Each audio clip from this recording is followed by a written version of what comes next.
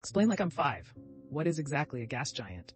I searched, and it says it's a planet composed of solely gas, like helium or hydrogen. But it is a planet. What's exactly then? Can you send a space shuttle and land on a gas giant like Saturn and Jupiter, or they are merely intangible and you can actually go through them? If so, we could merely get on their moons like Europa or Io, but not actually go to those planets. How does it exactly work? The easiest way to think of it is probably like imagine the entire planet as water.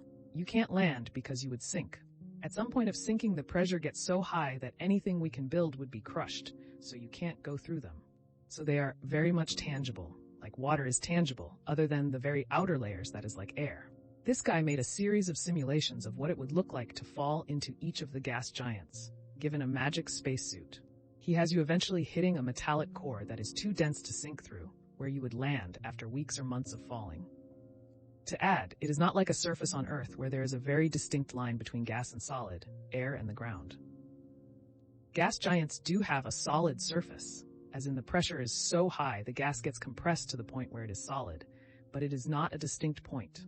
It is more of a very long gradient. As the pressure grows and grows, it becomes harder and harder to move through the material. If we could magically take samples from different points, there would be a point where the material would count as solid. But there would be a thousands of kilometers thick layer where it would be very hard to decide if this is solid or extremely compressed, but still kind of viscous liquid or supercritical gas.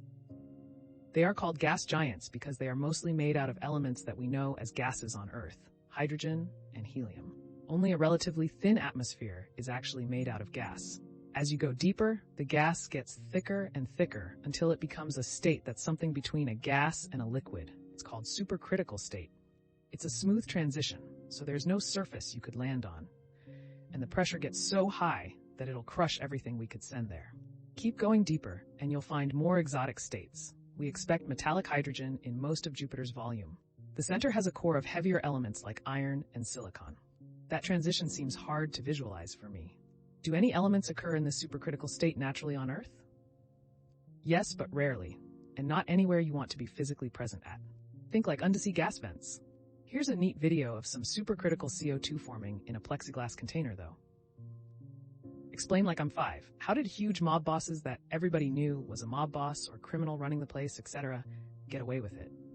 Assuming you mean the USA, it's because they didn't personally commit any overt criminal acts. That's why in 1970 the U.S. Congress passed the RICO Act, Racketeer Influenced and Corrupt Organizations Act, which allows the bosses of criminal organizations to be prosecuted for the acts of their underlings. And why the IRS requires you to pay taxes on income from illegal activities. If they can't get you on the crimes, they can still get you on tax evasion. It even works on the Joker. Batman is one thing, but the IRS? No, thank you. Knowing something is one thing, proving that thing in a court of law is another. Mob bosses were very careful to not commit any crimes themselves. Instead, they had their crews commit those crimes. Sure, they directed those crews, but they were also very careful to not have those directions documented or easily discovered. So we knew that Capone was running the mob in Chicago, but there wasn't any actual evidence linking him to those activities. So how did people know Capone was running it if there was no proof and he hid tracks of his participation? Explain like I'm five. Why isn't water damage from rain a big concern when new homes and buildings are under construction? It's quite the concern, but stick framing will only absorb so much water so quickly as it has about 12 to 15% moisture content already. Things like plywood/OSB have a rating about how long they can stay uncovered or get wet before they become unusable, but that lumber is used well before those dates come. Good contractors will also blow off the water after rains when building the houses. That's always the first task in the morning. Everyone gets their coffee and cigarettes in while sweeping and waking up lol. Reminds me of a joke. A veteran decides to get a job at the post office. He goes in for the interview and the boss asks, "Do you do any drugs?" "No, I don't even drink caffeine." Boss says, "Do you have any physical issues that would prevent you from doing the job?" "No. I lost my testicles to an IED, but otherwise I'm completely healed." The boss says, "You're hired. The hours are 8 to 4, so we'll see you at 9 a.m. The guy asks, "If we open at 8, why don't you want me here until 9? Boss replies, "Well, all we do is stand around drinking coffee and scratching our balls for the first hour, so there's no point in you being here for that." The Army starts a new policy where instead of a pension, retiring officers now get $1,000 for every inch of distance between two body parts of their choice. 3 old officers are retiring.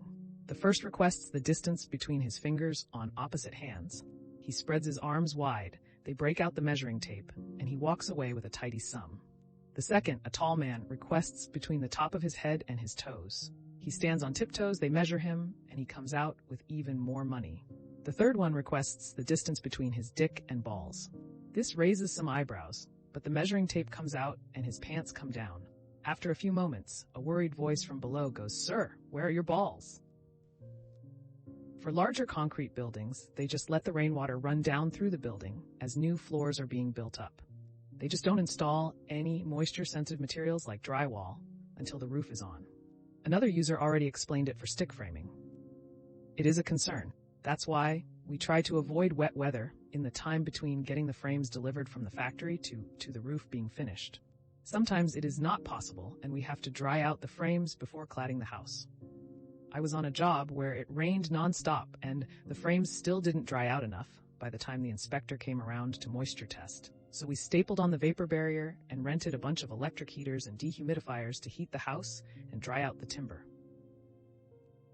Explain like I'm 5. How was Germany able to get back on its feet so fast after the losses it suffered in WW1 and be completely rearmed for WW2? Because they invaded other countries in WWI, and there were no strategic bombers or missiles back then, so Germany wasn't really damaged. That's also why Germans thought that there must have been some kind of betrayal when they had to surrender. It felt like they were winning, but they were really just plowing more and more blood and treasure into keeping the land they conquered in the first months of WWI. When they couldn't keep up with the production of the WWI allies, including the US, they had to surrender on terms that included disarmament, separation of German populations, and reparations to ensure they wouldn't try attacking again.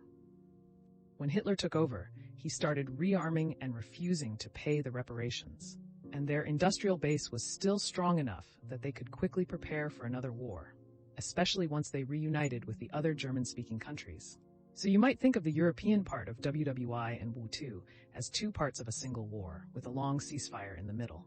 TLDR, Germany surrendered before their industrial might was destroyed in WWI, so in WW2 they still had the pieces necessary to resume the war. Don't forget that Nazi German economy would not have done well for a much longer period of peace. It was relying on loans, which basically keep your economy in good condition or can greatly boost it short-term, but are not sustainable long-term. Now, Germany actually did not go to full total war mode as early as other countries, but their peace mode economy was much more about warfare than other countries. It's actually a lot similar to current Russia.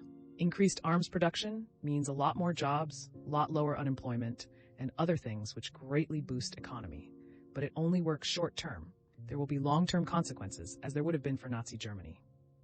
What are the long-term economic ramifications in Russia's case? The long-term impacts break down along a couple of lines. 1. The human cost.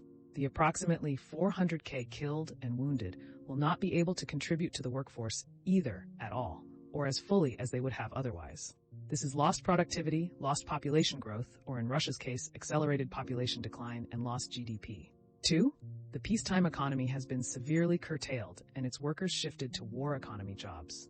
There will be loss of skills, permanent loss of jobs and businesses in those peacetime industries, and difficulties resuming operations that have been shuttered for the war effort. 3. Sanctions have left Russia unable to procure some of the specialty equipment they need for many of their industries, and they are cannibalizing the stuff that's functioning to repair or replace critical equipment in their war industries. Stuff like industrial controllers, precision CNC lathes, and similar high-quality machinery is only available from Western suppliers and cannot be easily replaced by Chinese or Russian suppliers. As those machines wear out and break down, their capability to build stuff drops, and the sanctions and reputational damage they've done will make it difficult for them to procure those machines, even in the long term after the war is over. Victory or defeat, Russia has severely damaged its economy in order to commit to this war. I just want to add that Hitler's rearmament and the German economy was not sustainable. It relied on massive deficit spending, including illegal methods like MEFO bills and plunder stolen during the Second World War and prior invasions to keep going. The Nazi economy would have collapsed in on itself pretty quickly if the Second World War had not happened. They were forced to get rid of wasteful projects, like most of their navy and colonies. Spent the entire interwar years training officers, creating government-sponsored paramilitary organizations. And a few years before the war, they started to spend like crazy on rearmament and expanding the army. And taking over heavily armed Czechoslovakia helped. Well, that's another episode of Explain Like I'm 5 in the books. I really appreciate all of you who made it this far into the video. Of course, if you enjoyed this video, it would really help the channel out a lot if you gave the video a thumbs up, subscribe, or leave a comment down below. I hope that you enjoyed it, and I'll see you next time.